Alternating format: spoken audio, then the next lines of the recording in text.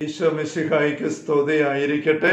ഈശ്വരേറ്റ സ്നേഹിക്കപ്പെട്ട സഹോദരരെ, ആഭ്യന്തരകർമ്മി ആത്മീയതയുടെ 119 സെഷനാണല്ലോ ഇത്. 4-ാം സദനത്തെക്കുറിച്ചുള്ള 40-ാമത്തെ വിചിന്തനവും. Hallelujah, hallelujah, hallelujah. അനുചിന്തന പ്രാർത്ഥനയെക്കുറിച്ച് അമ്മ തെരേസ്യ സുഹൃത സരണിന് പങ്കുവെക്കുന്നത് 29-ാമത്തെ അധ്യായത്തിൽ 6-ാമത്തെ ഖണ്ഡികയിൽ നമ്മൾ കണ്ടുവരികയായിരുന്നല്ലോ. നമുക്കതിൻ്റെ ബാക്കിയിലേക്ക് വരാം. 1000 സഹോദരിമാരെ, കർത്തൃപ്രാർത്ഥന ഇപ്രകാരം അനുചിന്തനപൂർവ്വം ചൊല്ലുവാൻ ദൈവസ്നേഹത്തെ പ്രതി നിങ്ങൾ ശീലിക്കുക. അതുകൊണ്ടുള്ള പ്രയോജനം അചരേണ നിങ്ങൾക്ക് ബോധ്യമാകും. ഇത് നമ്മൾ ശീലിക്കാനായിട്ട് അമ്മ തെരേസ്യ പറയുകയാണ്. കർത്തൃപ്രാർത്ഥന ഇപ്രകാരം ചൊല്ലാൻ നമ്മൾ നേരത്തെ കണ്ടതാണ്. അമ്മ തെരേസ്യ കർത്തൃപ്രാർത്ഥനയെ പ്രത്യേകമായിട്ട് എടുത്ത് സ്വർഗസ്വനായ പിതാവ് പ്രാർത്ഥന എടുത്തിട്ട് അതിന് ഓരോ ഭാഗം വ്യാഖ്യാനിച്ചുകൊണ്ട് പഠിപ്പിക്കുന്നുണ്ട്. ഈ പുസ്തകത്തിൻ്റെ തുറന്നിട്ട് അധ്യായങ്ങളിൽ നമ്മൾ നേരത്തെ പ്രലോഭനത്തിൽ ഞങ്ങളെ ഉൾപ്പെടുത്തരുതേ എന്നുള്ള ആ ഒരു അപേക്ഷയെ അമ്മ തെരേസ്യ വ്യാഖ്യാനിക്കുന്ന നമ്മൾ പിശാചിന്റെ കണികളെ പറ്റി ശ്രദ്ധിച്ചപ്പോൾ കണ്ടതുമാണ്. സ്വർഗസ്വനായ ഞങ്ങളുടെ പിതാവേ എന്നുള്ള പ്രാർത്ഥന അനുചിന്തനപൂർവ്വം ചൊല്ലുന്നതിനെ കുറിച്ച് പഠിപ്പിക്കുമ്പോഴാണ് അനുചിന്തന പ്രാർത്ഥനയെക്കുറിച്ച് അമ്മ തെരേസ്യ പറയുന്നത്. അതാണ് ആഭ്യന്തരകർമ്മി ആത്മീയത പങ്കുവെക്കുക. അമ്മ തെരേസ്യ നേരത്തെ ഞാൻ പറഞ്ഞിട്ടുണ്ടല്ലോ, ഈ ഒരു പ്രാർത്ഥന അത് നിങ്ങൾ പരിശീലിക്കണമെന്ന് പറയുന്നതും. അതുകൊണ്ട് നമ്മൾ ഇങ്ങോട്ട് വന്നിട്ട് ഈ കാര്യങ്ങൾ ശ്രദ്ധിക്കാനിട വന്നിരിക്കുന്നത്. അപ്പോൾ ഈ രീതിയിൽ നിങ്ങൾ പ്രാർത്ഥനകൾ, വാചിക പ്രാർത്ഥന എല്ലാം, പ്രത്യേകിച്ച് സ്വർഗസ്വനായ ഞങ്ങളുടെ പിതാവേ എന്നുള്ള പ്രാർത്ഥന ചൊല്ലുവാൻ ദൈവ സ്നേഹത്തെ പ്രതി ശീലിക്കുക. അപ്പൊ ശീലിക്കുക എന്ന് പറഞ്ഞാൽ നമ്മൾ തന്നെ ചെയ്യണം. കുതിരയല്ലേ, കഴുതനെയല്ലേ കുതിരയെ കൊണ്ട് വെള്ളത്തിൽ കൊണ്ട് തല എത്ര മുക്കി പിടിച്ചാലും അടുത്ത് കൊണ്ട് നിർത്തിയാലും കുതിര അല്ലെ കഴുത വാ തുറന്ന് വെള്ളം കുടിച്ചെങ്കിലേ എന്തൊരു ഉപകാരം ഉണ്ടാവുകയുള്ളൂ. അമ്മ തെരേസ്യ നമ്മളെ ഈ ഒരു ഒന്നാന്തരം ജീവജലത്തിന്റെ അരുവിയിലേക്ക് നമ്മളെ കൊണ്ടുവന്നിട്ട് നമ്മൾ വായി ഇങ്ങനെ വെള്ളത്തിലേക്ക് ചേർത്ത് പിടിച്ചിട്ട് പറയുകയാണ്, കുടിച്ചേ, വാ തുറന്ന് കുടിച്ചേ, നമ്മൾ കുടിക്കണം. അപ്പോൾ ദൈവസ്നേഹത്തെ പ്രതി ശീലിച്ചേ ഈ കാര്യം, ഇതൊന്ന് പരിശീലിച്ചേ അമ്മ തെരേസ്യ പറയുകയാണ്. അപ്പം നമ്മളിത് പരിശീലിച്ചുകൊണ്ടാണ് ഇരിക്കുന്നത് വിചാരിക്കുകയാണ്. ഈ ടോക്കുകൾ കേട്ട് മാത്രം പോകുന്ന രീതി നമ്മൾ അനുവർത്തിക്കരുത്. നമുക്കിത് അറിയാൻ വേണ്ടിയുള്ള ഒരു പരിശ്രമമല്ല, അനുഭവമായിട്ട് കയറി വരാൻ വേണ്ടിയിട്ടാണ്. അവിടെ നമ്മൾ പരിശീലിക്കുക തന്നെ ചെയ്യണം. Hallelujah, hallelujah. അതുകൊണ്ടുള്ള പ്രയോജനം അചരേണ നിങ്ങൾക്ക് ബോധ്യമാകും. ആത്മാവിൻ്റെ ശ്രദ്ധ വ്യതിചലിക്കാതെയും അന്തശക്തികളെ അസ്വസ്ഥമാക്കാതെയും പ്രാർത്ഥിക്കുന്ന തഴക്കം വളരെ വേഗത്തിൽ സിദ്ധിക്കുന്ന മാർഗമാണിത്. നല്ല ഏകാഗ്രതയിൽ പല വിചാരങ്ങളെല്ലാം തന്നെ നല്ലൊരു ഒതുങ്ങി നമ്മുടെ ഇന്ദ്രിയങ്ങളെയൊക്കെ നല്ല നിയന്ത്രണത്തിലാക്കി ആഴപ്പെട്ട ആത്മീയ അനുഭവത്തിൽ പ്രാർത്ഥനയിൽ ഇരിക്കാൻ നമ്മളെ സഹായിക്കുന്ന മാർഗമാണിത്. കാലക്രമത്തിൽ നിങ്ങൾക്കത് ബോധ്യമായിക്കൊള്ളും. നിങ്ങൾ പരിശീലിക്കുന്നതനുസരിച്ച് ഒരു പുതിയ തടക്കം അഭ്യസിക്കുവാൻ ആവശ്യമായ ശ്രമം ചെലുത്തിക്കൊണ്ട് തന്നെയും നിങ്ങൾ അതൊന്ന് പരീക്ഷിച്ച് നോക്കണമെന്ന് മാത്രമാണ് ഞാൻ നിങ്ങളോട് അപേക്ഷിക്കുന്നത്. നിങ്ങളൊന്ന് പരീക്ഷിച്ച് നോക്കിക്കുകയും ഏതൊരു കാര്യവും പുത്തനായിട്ട് പരിശീലിക്കുമ്പോൾ കുറേ ബുദ്ധിമുട്ടുണ്ട്. നമ്മൾ ശീലിച്ച് വന്നവർ തന്നെ ആയിരിക്കാൻ നമുക്ക് എല്ലാവർക്കും ഇഷ്ടം. നമുക്ക് ഇഷ്ടപ്പെട്ട് ബോധ്യപ്പെട്ട് ശീലിച്ചിരിക്കുന്ന കാര്യങ്ങളിൽ നിന്ന് മാറുക എന്ന് പറയുന്നത് ഭയങ്കര പാടാണ്. ധ്യാനങ്ങൾക്കൊക്കെ ഇടവപ്പള്ളികളിൽ ചെല്ലുമ്പോൾ ആൾക്കാർ വന്ന് അവരുടെ സാധനങ്ങളിൽ ഇരിക്കുന്നു, പക്ഷെ മുൻവശത്തെ സീറ്റ് വെറുതെ കാലി കിടക്കുന്നു. അപ്പോൾ ആൾക്കാരോട് എണീറ്റിട്ട് നിങ്ങൾ മുന്നോട്ടത് കയറി വരാമെന്ന് ചോദിച്ചാൽ ഒരുപാട് പേർക്ക് ബുദ്ധിമുട്ടാണ്. അവർ പതിവായിട്ട് ഇരിക്കുന്ന ഒരു ബെഞ്ചുണ്ട്, ബെഞ്ചിൻ്റെ ഒരു സീറ്റുണ്ട്, ഒരു കസേരയുണ്ട്, ഒരു പള്ളിയിൽ ഒരു സ്ഥാനമുണ്ട്. അതൊന്ന് മാറി വന്ന് കയറി വന്ന് പറയുന്നത് കഴിഞ്ഞാൽ ഭയങ്കര ബുദ്ധിമുട്ടാണ്. ഇത് എല്ലാ കാര്യങ്ങളും അങ്ങനെ തന്നെയാണ്. നമുക്ക് ശീലങ്ങൾ വിട്ടുപോകാം. പക്ഷെ നമ്മൾ ശീലങ്ങൾ വിട്ടെങ്കിലും നമുക്ക് പുതിയ ശീലങ്ങളിലേക്ക് വരാനായിട്ട് പറ്റുകയുള്ളൂ. അപ്പോൾ ഏതൊരു പുതിയ കാര്യവും ശീലിക്കുമ്പോൾ കുറച്ച് ബുദ്ധിമുട്ടുണ്ട്. അത് നമ്മൾ ആ ബുദ്ധിമുട്ട് നമ്മൾ ഫേസ് ചെയ്യണം, എങ്കിലും നമ്മൾ വളരുകയുള്ളൂ. അതുകൊണ്ട് ആ ഒരു ബുദ്ധിമുട്ട് ഒന്ന് അറിഞ്ഞ് എടുത്ത് ഒന്ന് പരിശ്രമിച്ച് അപ്പോൾ നിങ്ങൾക്ക് പെട്ടെന്ന് തന്നെ ഇത് വലിയ അനുഗ്രഹമായിട്ട് നിങ്ങൾക്ക് മാറും. അപ്പോൾ നിങ്ങളൊന്ന് പരീക്ഷിച്ച് നോക്കാൻ അമ്മ തെരേസ്യ പറയുകയാണ്. പ്രാർത്ഥനയിൽ നാം അഭിസംബോധന ചെയ്യുന്ന സ്വർഗീയ പിതാവ് എവിടെയാണെന്ന് അന്വേഷിച്ച് വൃഥ ക്ഷീണിക്കേണ്ട ആവശ്യം ഇല്ലെന്ന ആശ്വാസപ്രദമായ യാഥാർത്ഥ്യം താമസിയാതെ നിങ്ങൾക്ക് ബോധ്യമാവുമെന്ന് ഞാൻ ഉറപ്പ് പറയുന്നു. പിന്നെ ഇത് ഉറപ്പിച്ച് പറയുക, നിങ്ങൾ ഒന്ന് പരിശ്രമിച്ച് ഒന്ന് പരീക്ഷിച്ച് നോക്കിക്കുക, ഒന്ന് ശീലിച്ച് ദൈവസ്നേഹത്തെ ഞാൻ ആവശ്യപ്പെടുകയാണ്, ഞാൻ ഉറപ്പ് തരികയാണ്. ഇങ്ങനെ നോക്കിക്കേ, ഇങ്ങനെ പ്രാർത്ഥിക്കാൻ പരിശ്രമിച്ചേ എന്നാണ്. അപ്പൊ സ്വർഗസ്ഥനായ പിതാവ് എവിടെയോ വസിക്കും. നമ്മൾ കർത്തൃപ്രാർത്ഥനയെക്കുറിച്ച് അമ്മ തെരേസ്യ ഇവിടെ പ്രഥമതം പങ്കുവെക്കുന്നത്. കർത്തൃപ്രാർത്ഥന സ്വർഗസ്ഥനായ ഞങ്ങളുടെ പിതാവേ എന്ന് വിളിച്ചുകൊണ്ടാണ് ആരംഭിക്കുന്നത്. ആ വിളിയിൽ തന്നെ നമുക്ക് വലിയ മാറ്റം വരാൻ പോവുകയാണ്. നമ്മൾ അങ്ങ് ദൂരെ ആകാശത്തിന് മുകളിൽ എവിടെയോ ഉള്ള അങ്ങ് ദൂരെ വസിക്കുന്ന ഒരു പിതാവ്, സ്വർഗത്തിലെ പിതാവ്, അങ്ങനെയല്ല, നമ്മുടെ ഉള്ളിൽ നിറഞ്ഞു വസിക്കുന്ന സ്വർഗസ്ഥനായ പിതാവേ എന്ന് വിളിക്കുന്ന ഒരു അനുഭവം അതിലേക്ക് വരികയാണ്. സഹോദരങ്ങളെ, പിന്നെ പറയുകയാണ്, നമ്മൾ എവിടെയെങ്കിലും നമ്മുടെ ഉള്ള ഈ സ്വർഗീയ പിതാവിൻ്റെ സാന്നിധ്യം നിരക്കാത്ത രീതിയിൽ വെറുപ്പ്, വിദ്വേഷം, അമർഷം, നീരസം, അസ്വസ്ഥത, അകൽച്ച, സ്വാർത്ഥത, ആസക്തി, അശുദ്ധി, ഇങ്ങോട്ട് എന്തെങ്കിലും കാര്യങ്ങൾ ഉള്ളിൽ കയറ്റിയിട്ടാണ് നമ്മൾ ഈ പ്രാർത്ഥന പരിശീലിക്കാൻ നോക്കുന്നതെങ്കിൽ ഒരനുഭവം വരികയല്ല. ഞാൻ തന്നെ ഇടയ്ക്ക് നല്ലപോലെ തിരിച്ചറിയുന്നുണ്ട്. ഈ പ്രാർത്ഥന ഈ ആത്മീയത പങ്കുവെച്ചുകൊണ്ട് നീങ്ങുമ്പോൾ അതിനൊപ്പം ഇങ്ങനെ ഒരു ആത്മീയ അനുഭവം ഉള്ളിൽ തെളിഞ്ഞു വരുന്നത് കാണുന്നുണ്ട്. പക്ഷെ ചില അവസരങ്ങളിൽ, കഴിഞ്ഞ ചില അവസരത്തിൽ പെട്ടെന്ന് ഈ അനുഭവിക്കാൻ അല്പം അന്യമായതുപോലെ എനിക്ക് അനുഭവപ്പെടാൻ തുടങ്ങി. എവിടെയോ ഉള്ളിലെ ആ സാന്നിധ്യം അടുത്ത് കിട്ടിയിരുന്നത് ഇച്ചിരി അകന്നു പോയ പോലെ. തമ്പുരാൻ ഉണ്ടെന്നറിയാം, തമ്പുരാൻ ഉണ്ടെന്ന് ബോധ്യമുണ്ട്, പക്ഷെ എന്തോ അങ്ങോട്ടൊരു സാമീപ്യം കിട്ടുന്നില്ലാത്ത ഒരു ഞെരുക്ക് ഏതാനും ദിവസങ്ങൾ എനിക്ക് ഇടയ്ക്ക് അനുഭവപ്പെടുകയുണ്ടായി. അപ്പോൾ ഞാൻ കുറച്ചുകൂടി തമ്പുരാൻ്റെ മുമ്പിൽ ഇരുന്ന് ആത്മശോധനാപൂർവ്വം ഇരുന്ന് പ്രാർത്ഥിച്ച്, കർത്താവ് അങ്ങ് എൻ്റെ ഉള്ളിലുണ്ടെന്നോ അങ്ങ് വചനത്തിൽ വ്യക്തമാക്കിയിട്ട് മദ്രസ വഴി വിശദമായിട്ട് പഠിപ്പിച്ചിട്ടുണ്ട്, അനുഭവമൊക്കെ തന്നതുമാണല്ലോ.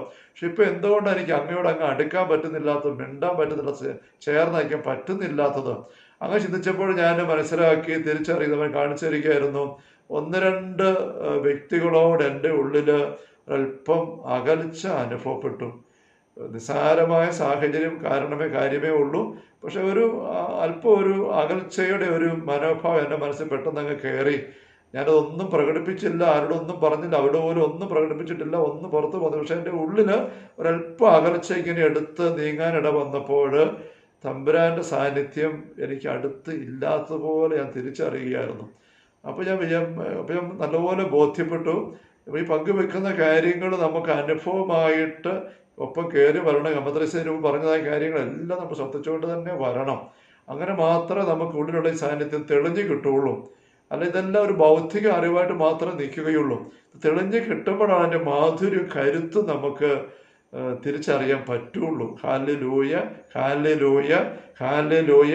അപ്പോൾ മദ്രസ പറയുന്ന കാര്യങ്ങളെല്ലാം നമുക്ക് പരിശീലിച്ച് ഗൗരവത്തിലെടുത്ത് എങ്ങനെയായിട്ട് നമുക്ക് ജാഗ്രത വീണ്ടും പുതുക്കിയെടുക്കാം, പരിശ്രമിക്കുകയും ചെയ്യാം. 7-ാമത്തെ ഖണ്ഡിക, നിങ്ങളിൽ ഈ സംഗതി അറിഞ്ഞിട്ടില്ലാത്തവരെ കർത്താവ് ഇത് പഠിപ്പിക്കട്ടെ. എന്നെ സംബന്ധിച്ചിടത്തോളം കർത്താവ് ഈ മാർഗം പഠിപ്പിക്കുന്നത് വരെയും തൃപ്തികരമായി പ്രാർത്ഥന ചൊല്ലുക എന്നാൽ എന്താണെന്ന് ഒരിക്കലും ഞാൻ അറിഞ്ഞിരുന്നില്ല എന്ന പരമാർത്ഥം നിങ്ങൾ ഞാൻ തുറന്നു പറയുന്നു. ഈ അനുഭവത്തിലേക്ക് വരുന്നതിന് മുമ്പ് മദ്രസ ഒത്തിരി പ്രാർത്ഥിച്ചിട്ടുണ്ട്. കൊച്ചുനാൾ മുതലേ പ്രാർത്ഥിച്ചിട്ടുണ്ട്. മടത്തി വന്ന് 10-20 വർഷങ്ങൾ പ്രാർത്ഥിച്ചിട്ടുണ്ട്. പക്ഷേ അത് കഴിഞ്ഞ് നവീകരണത്തിൻ്റെ ആഴപ്പെട്ട അനുഭവങ്ങളിലേക്ക് അന്വേഷിച്ചിറങ്ങിയപ്പോഴാണ് ഈ അനുഭവം സ്വന്തമായത്.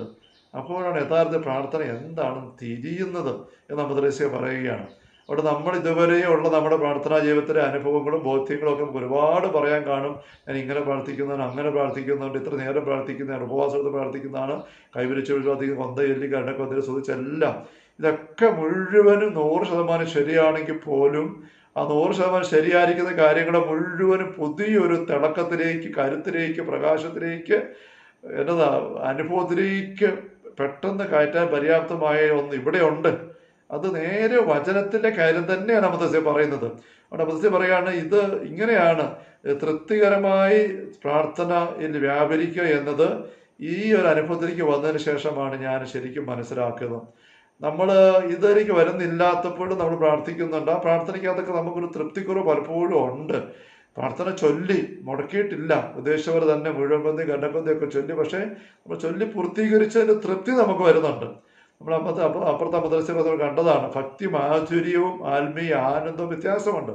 അപ്പോൾ നമ്മൾ അനുഭവിക്കുന്നതിന് ഭക്തി മാധുര്യമാണ്. ആത്മീയ ആനന്ദമെന്ന് പറയുന്നത് വേറൊന്നാണ്. അതിലേക്ക് നമ്മൾ കടന്നു വരുന്ന മാർഗം അനുചിന്തന പ്രാർത്ഥന. ഭക്തിമാധുര്യം നമ്മൾ ഭംഗിയായിട്ട് പ്രാർത്ഥന ചൊല്ലി പൂർത്തീകരിക്കുന്നതിൻ്റെ തൃപ്തിയാണ്.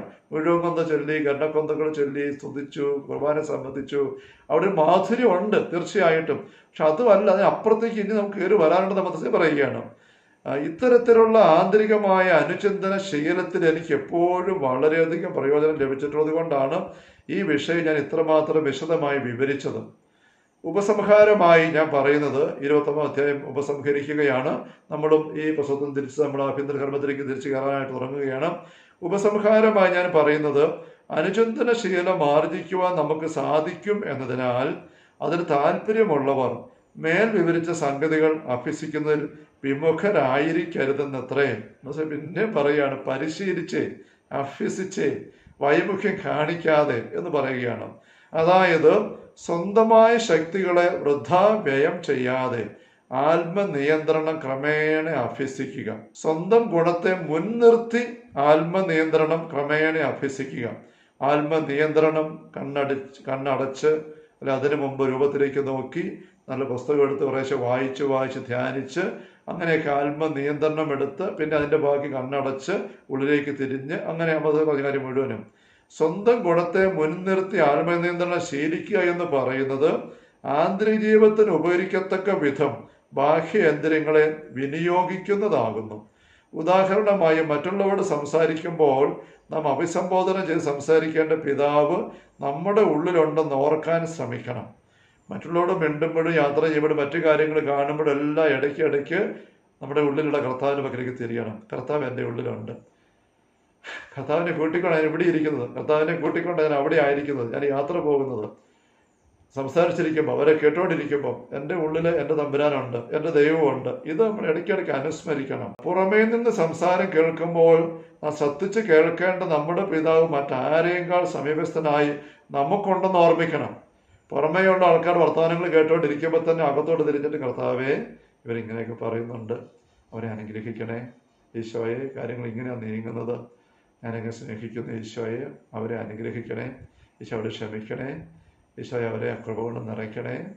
അങ്ങനെ ഇടയ്ക്കിടയ്ക്ക് ഉള്ളിലേക്ക് തിരിഞ്ഞിട്ട് കർത്താവിടെ മിണ്ടി അങ്ങനെ ആയിരിക്കും പുറമേ സംസാരം വ്യാപരിക്കും പോലും. അപ്പം പുറമേ സംസാരം കേൾക്കുമ്പോൾ ശ്രദ്ധിച്ച് കേൾക്കേണ്ട നമ്മുടെ പിതാവ് മറ്റാരേക്കാൾ സമീപസ്ഥനെ നമുക്കുണ്ടെന്ന് ഓർമ്മിക്കണം. ചുരുക്കത്തിൽ നമുക്ക് താല്പര്യമുണ്ടെങ്കിൽ ഇത്രമാത്രം ഹൃദ്യമായ ഒരു സഹവാസത്തിൽ നിന്ന് ഒരിക്കലും വേർതിരിയാതിരിക്കാൻ നമുക്ക് കഴിയുമെന്ന ബോധ്യം വളർത്തുകയും നമുക്ക് അത്യധികം ആവശ്യമുള്ള പിതാവിനെ വളരെ സമയം തനിച്ചാക്കിയതിനെക്കുറിച്ച് വ്യസനിക്കുകയും വേണം. കഴിയുമെങ്കിൽ ദിവസം അനേകം പ്രാവശ്യം കർത്താവിനോട് മിണ്ടാതെ അവിടുത്തെ നോക്കാതെ ശ്രദ്ധിക്കാതെയും ഓരോ കാര്യങ്ങളുടെ പിന്നാലെ വ്യഗ്രതപ്പെട്ട് ആർത്തി പിടിച്ച് ആകുലപ്പെട്ട് അല്ലെങ്കിൽ ആഹ്ലാദം കൊണ്ട് നിറഞ്ഞ് ഇങ്ങനെ ഇറങ്ങിപ്പോയി അങ്ങനത്തെ കാര്യങ്ങൾ മുങ്ങി മുഴുകി TV-യുടെ മുമ്പിലും വാട്സാപ്പിലും യൂട്യൂബിലും കാഴ്ച കാണലും കൂട്ടുകാരുടെ കറങ്ങാൻ പോകുന്നതിലും ഒക്കെ മുങ്ങി മുഴുകി ഉള്ളിലുള്ള തമ്പുരാനെ അവഗണിച്ചു പോയ അനുഭവത്തെക്കുറിച്ച് അവസരങ്ങളെക്കുറിച്ചൊരു നൊമ്പരത്തോടുകൂടെ കർത്താവിൻ്റെ പക്കലേക്ക് കയറി ചെല്ലണം. കഴിയുമെങ്കിൽ ദിവസത്തിൽ അനേകം പ്രാവശ്യം കയറി വരണം. അവിടുത്തെ കൂടെയാണ് എപ്പോഴും ആയിരിക്കേണ്ടത്. മറ്റു കാര്യങ്ങൾ വ്യാപരിക്കുമ്പോൾ അവിടുത്തെ മിണ്ടിക്കൊണ്ടായിരിക്കണം. അത്രയും പറ്റുന്നില്ലെങ്കിൽ അവിടുത്തെ അവഗണിച്ചു പോയ നിമിഷങ്ങളെക്കുറിച്ചുള്ള നൊമ്പരത്തോടെ കയറി ചെല്ലണം. കഴിയുമെങ്കിൽ ദിവസം അനേകം പ്രാവശ്യം, അത്രയും സാധ്യമല്ല ഏതാനും പ്രാവശ്യമെങ്കിലും എപ്രകാരം അനുചിന്തനം ചെയ്യണം മതസ്യ പറയുകയാണ്. അങ്ങനെ ശീലിച്ചാൽ പെട്ടെന്നല്ലെങ്കിൽ സാവധാനത്തിലെങ്കിലും അതിന് പ്രയോജനം അനുഭവപ്പെടാതിരിക്കുകയില്ല.